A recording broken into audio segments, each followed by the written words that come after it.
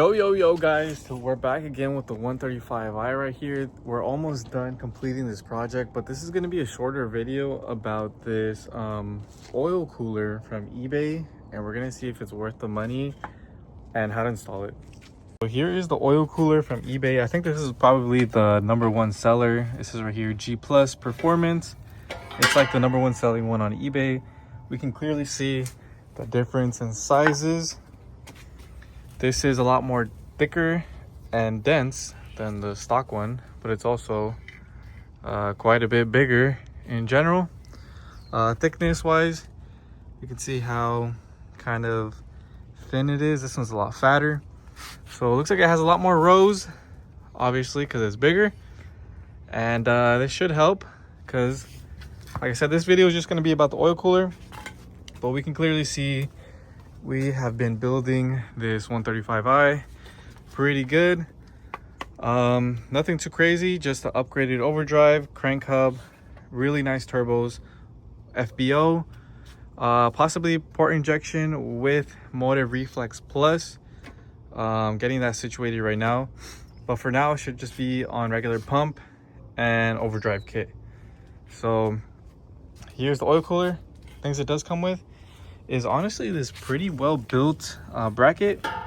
This thing is pretty thick and it's actually kind of heavy, but comes included with these AN lines. You can see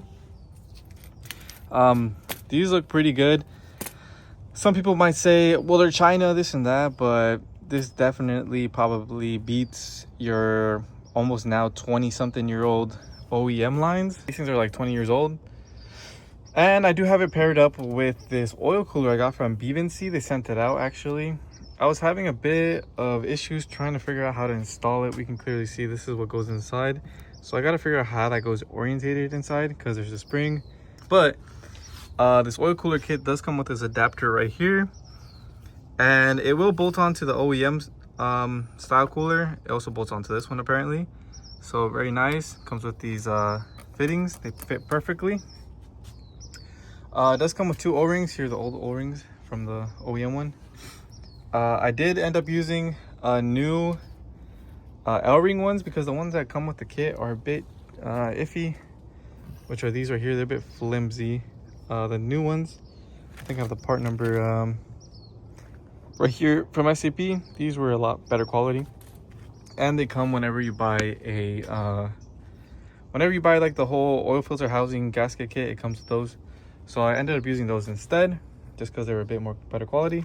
But anyways, first thing first, we remove, there's like a plastic thing right here, which is this. This shroud goes right here, gets held in by 8mm bolts. We're not going to be able to use it again because we can clearly see it kind of is too small. So, next thing up, obviously remove your inner fender liner right here. If you don't know how to remove that, then I think you're watching the wrong channel. But anyways, 10mm right here, and I think these are 13s, and this whole assembly should just come right out. I don't want this thing leaking anywhere because it's gonna make a big mess, so careful with that. But once we loosen up this bolt right here, these two, this one, and this one, and this one, this thing should just come right out. But right now it's mounted on, and apparently the new bracket right there should be able to mount onto the OEM place.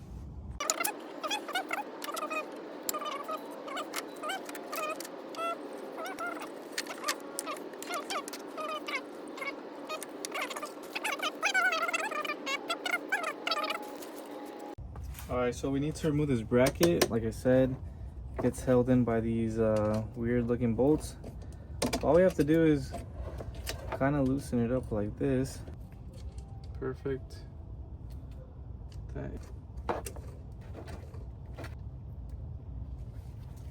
Why these things are so tricky, it's because they have a little stem in the middle, you can see. So you can't fit your Torx in there because you have to like drill a hole in it, or they do sell them, but I don't have that tool. Luckily we were able to remove it. We were able to remove it without any special tools, I guess. So now we just need this bracket. Get this bracket out of here. Thank you very much. Before we go any further, we are gonna need these rubber inserts for the new cooler right here. And take this one out.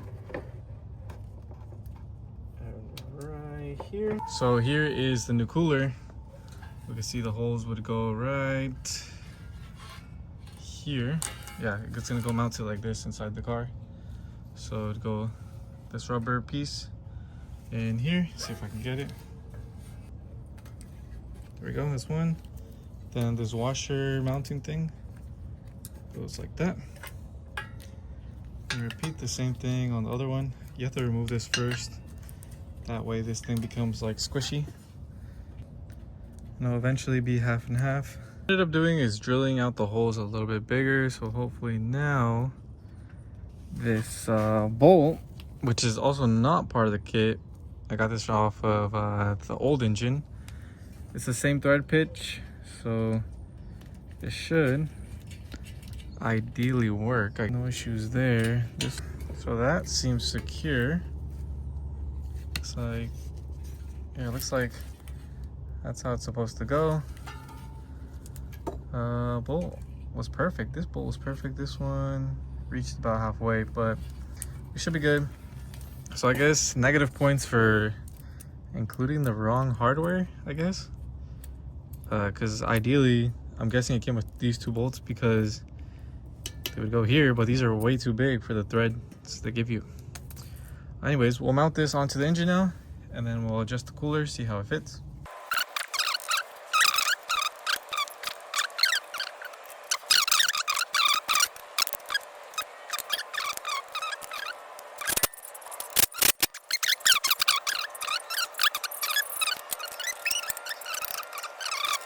All right, so this is what I ended up doing. I put some of this like foam insulation I had lying around. I literally had only a few little pieces. Put some on the bottom right here so it's not metal. Put some right here. But once I put this one in, it kind of snugged everything down to where it doesn't really flop around anymore. So hopefully I can attach the lines, and if I have to adjust it a little bit more, I will. But at least now it's not flying around like crazy. And maybe with the lines attached, it will secure it a little bit better as well. All right, so here is the extra piece that comes with the kit.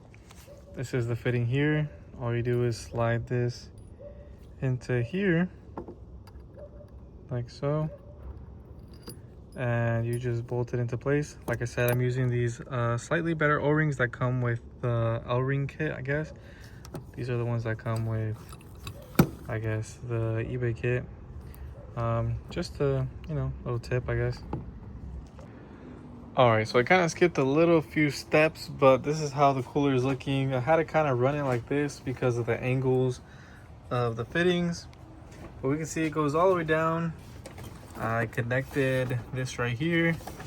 It goes all the way down, and I did put some sort of like styrofoam here because it is kind of on the frame of the car, and the room is like not that much. You literally only have like a little gap between this frame and the frame of the cooler, which is like this right here. But other than that, it fit pretty good. This is how I have it routed. This right here is a oil cooler from a company called B&C. So far so good. Really brought the temperature down quite a bit. It could also be that the cooler is a lot bigger. But now the only issue I'm kind of running into is that I have fog lights and I no longer have that duct, so I have to basically fabricate my own duct. But other than that, I cut the hole bigger right here. I cut the hole bigger for the inner fender liner, as you can see, so it's pretty big now. But other than that, it seems like it fit pretty good. I put the bumper back on, as we can see, fits decent. I just have to figure out the whole ducking, so that way we can make sure the air goes into the cooler. But other than that, it came out pretty decent. Like I said, the only thing is the fitment right here. I tried putting them right next to each other, but it's a bit difficult because they're like right next to each other, so I would have to kind of have them slanted here. Also, this hose is extremely long, and I don't want to cut it, crimp it, and all that stuff because I don't really want to mess with it. So it is extremely long. So you might want to, if you can't put it here, you might still have a lot of excess hose hanging. So this way, you know, does that. And looking at these, I think I'm gonna go with the relocated inlets because these things are kind of in the way. And I think it'll look a lot cleaner on this side. Let me know what you guys think. If I should get the relocated inlets or if I should leave it like this. But so far, this is how it's looking like. I'm working on putting the motive reflex in, but that's gonna be a separate video.